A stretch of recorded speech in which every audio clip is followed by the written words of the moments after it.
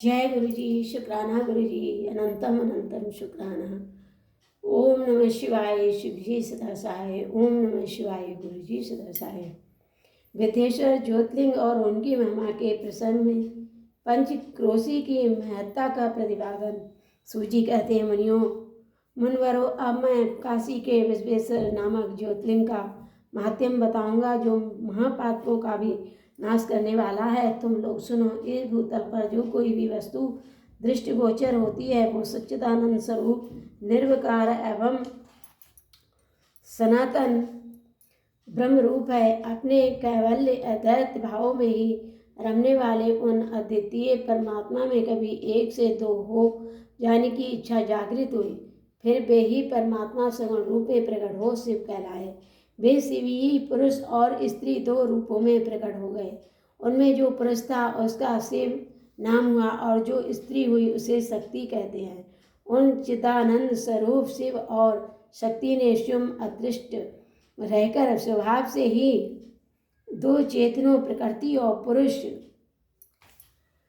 की सृष्टि की। मुनवरों, उन दोनों माता पिताओं को उस समय सामने न देखकर वे दोनों प्रकृति और पुरुष महान संशय में पड़ गए। उस समय निर्गुण परमात्मा से आकाशवाणी प्रकट हुई, तुम दोनों को तपस्या करनी चाहिए, फिर तुमसे परम उत्तम सृष्टि का विस्तार होगा।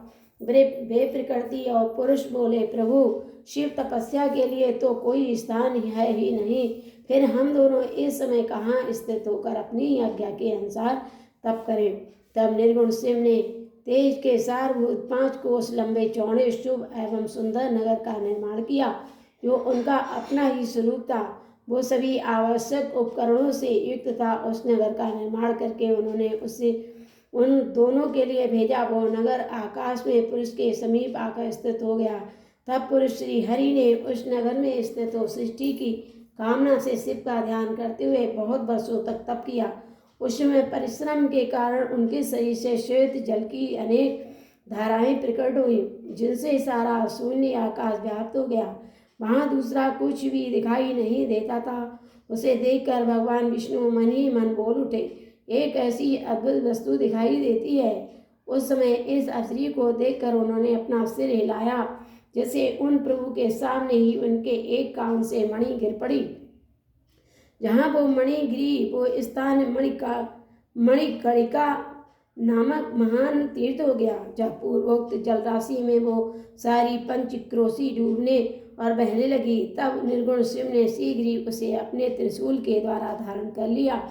फिर विष्णु अपनी पत्नी प्रकृति के साथ वहीं सोए। तब उनकी नाभि से एक कमल प्रकट हुआ और उस कमल से ब्रह्मा उत्पन्न हुए। उनकी उत्पत्ति में श्री भी शंकर का आदेश ही कारण था। तदंतर उन्होंने शिव की आज्ञा पाकर अद्भुत सृष्टि आरंभ की। ब्रह्मा जी ने ब्रह्मांड में 14 भवन बनाए।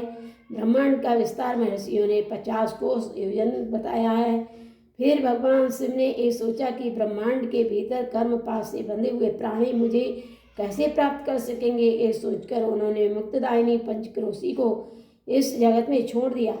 ये पंचक्रोशी काशी लोक में कल्याणदायिनी, कर्म बंधन का नाश करने वाली, ज्ञानदात्री तथा मोक्ष को प्रकाशित करने वाली मानी गई है। अत्यंत मुझे परम प्रिय है। यहाँ स्वयं परमात्मा ने अभिमुक्त लिंग की स्थापना की है। अतः मेरे अंशभूत हरे, तुम्हें कभी इस क्षेत्र का त्याग नहीं करना चाहिए। ऐसा कहकर भगवान हर ने काशीपुरी को स्वयं अपने त्रिशूल से उतार कर मृतलोक के जगत में छोड़ दिया।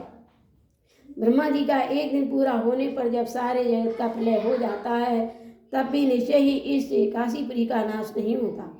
उस समय भगवान शिव इसे त्रिशूल पर धारण कर लेते हैं और जब ब्रह्म द्वारा पुनः नई सृष्टि की जाती है, तब इसे फिर वे इस भूतल पर स्थापित कर देते हैं। कर्मों का आकर्षण करने से ही इस पुरी को काशी कहते हैं। काशी में अब मुक्तेश्वर लिंग सदा विराजमान रहता है। वो महापातकी पुरुषों को भी मोक्ष प्रदान करने वाला है। मनुष्यों अन्य मोक्षदाय धामों में शारूप्य आदि मुक्ति प्राप्ति होती है। केवल इस काशी में ही जीवों को सायुज्य नामक सर्वोत्तम मुक्ति सुलभ होती है। इनकी कहीं भी गति नहीं है, उनके लिए वाराणसी पुरी ही गति है।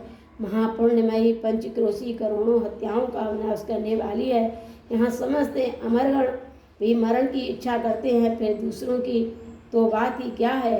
ये शंकर की प्रिय नगरी काशी सदा भोग और मोक्ष प्रदान करने वाली है।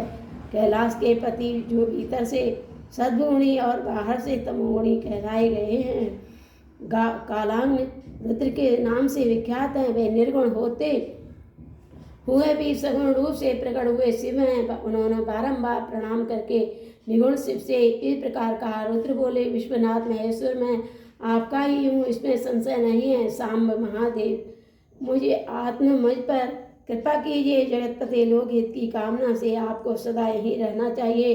जगन्नाथ, मैं आपसे प्रार्थना करता हूँ, आप यहाँ रहकर जीवों का उद्धार करें। सूची कहते हैं, तदंतर मन और इंद्रियों को वश में रखने वाले अभिमुक्त ने भी शंकर से बारंबार प्रार्थना करके नेत्रों में आंसू बहाते हुए प्रसन्नतापूर्वक उनसे कहा। अभिमुक्त बोले, काल रूपी रोग के सुंदर औषधि देवादि देव महादेव, आप वास्तव में तीनों लोकों के स्वामी तथा ब्रह्मा और विष्णु आदि के द्वारा भी सेवनीय हैं। देव काशीपुरी को आप अपनी राजधानी स्वीकार करें। मैं अत्यंत सुख की प्राप्ति के लिए यहाँ सदा आपका ध्यान लगाए विस्तर भाव से बैठा रहूँगा। आप ही मुक्ति देने वाले तथा संपूर्ण कामनाओं के पूरक हैं, दूसरा कोई नहीं। अतः आप परोपकार के लिए उमा से सदा यहाँ विराजमान रहे। सदा शिव आप समस्त जीवों को संसार सागर से पार करें। हर मैं बारंबार प्रार्थना करता हूँ कि आप अपने भक्तों का कार्य सिद्ध करें। सूजी कहते हैं, ब्राह्मणों, जब विश्वनाथ ने भगवान शंकर से इस प्रकार प्रार्थना की, तब सर्वेश्वर शिव समस्त लोगों का उपकार करने के लिए वहाँ विराजमान हो गए। जिस दिन से भगवान शिव काशी में आ गए, उसी दिन से काशी सर्वश्रेष्ठपुरी हो गई। ओम नमः शिवाय। शिव जी सदा सहाय। ओम नमः शिवाय। गुरु जी सदा सहाय। गुरु जी संग जी, अब हमारा ये पाठ यहीं पर समाप्त होता है।